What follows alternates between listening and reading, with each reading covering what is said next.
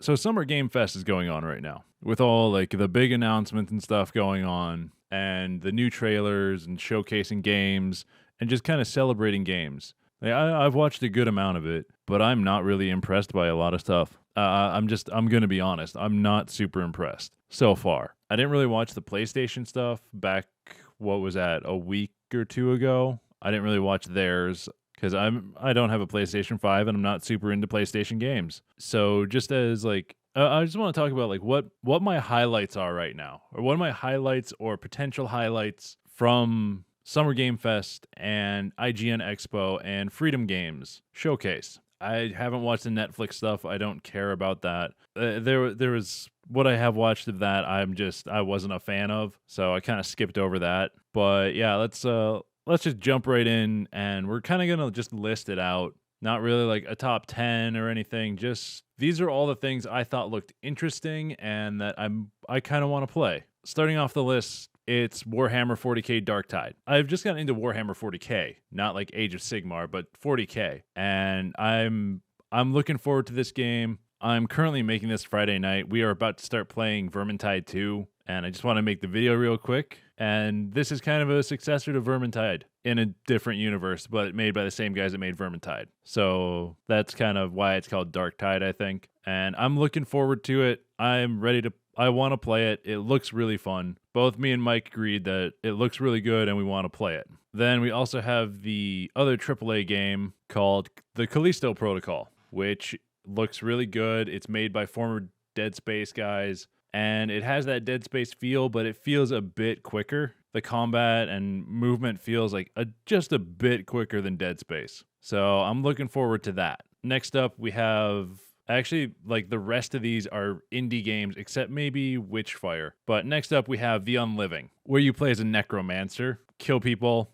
summon their corpses back, destroy towns, stuff like that. Procedural generation. Like, it's a necromancer roguelite, basically. Then after that, we have a game we're interested in, but we're not sure of yet, called Highwater, because we've just got the trailer. We haven't seen any actual, like, gameplay. So it looks interesting. We're not sure about it yet, but we might give it a try once we get more information on it. Then we have Witchfire, which is like a first-person shooter that also has powers and stuff. It feels kind of like a Bioshock with destroyed world power things. I don't know how to describe it, honestly. After that, we have the Kill to the Beat game, which is Metal Hellsinger, which is only on here because I like a lot of the artists that they have for it. So I think it's going to be interesting. The Kill to the Beat stuff will be interesting. Then another game is a survival game called Nightingale, where you jump between realms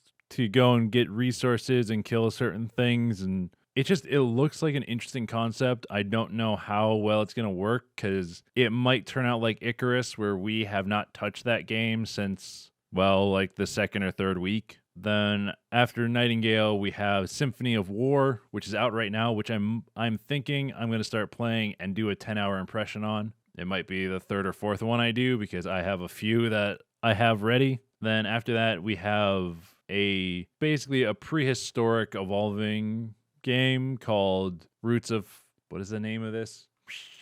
Roots of Pacha, which looks interesting. It looks like Stardew Valley, but prehistoric. So that could be interesting. Then we have a game I'm looking forward to once it comes to Steam, and me and all the guys get it, called Voidtrain, because it's basically like Raft, except you're going out into areas to go and try and collect resources, and like the train's constantly moving, I think, or something. It looks interesting, and it looks like they're really improving on it. Then we have Super Zoo Story, which is another Stardew. It's very, very inspired by Stardew Valley with the art style and everything and the movement and everything. But like you make your own zoo and you can breed dinosaurs and stuff, so it looks interesting. Then we have Beneath Area, which looks to be like a Slay the Spire kind of game, using cards to fight, and it's more of a 3D cel-shaded style than it is whatever the hand-drawn stuff that Slay the Spire is. It's got the same like map as Slay the Spire almost,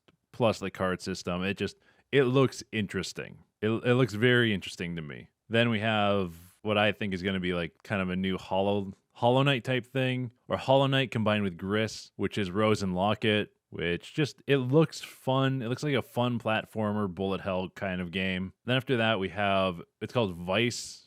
I think it's Vice Vice Undercover is what it is. It's just spelled really weird. It's Vice NDRCVR. It's spelled really weird. It's like, it feels like a 60s undercover game, which I think it'll be interesting. After that, there's another game that came up that was called Starkeepers. I don't know. It looks like Valheim with better building, maybe, or like actual like town planning and stuff. It at least looks interesting. Then there's a SacriFire, which is, it looks like Octopath Traveler, but the combat looks like it's actual, there's some arenas and stuff in it instead of just 2D turn-based. It looks like there's dodging and it's real-time action with 2D sprites in like a 3D arena. It looks fairly interesting to me. Then there's Ship of Fools, which it'd be fun for co-op. It looks like it's only 2-player co-op. Hopefully they knock it up to 4 maybe.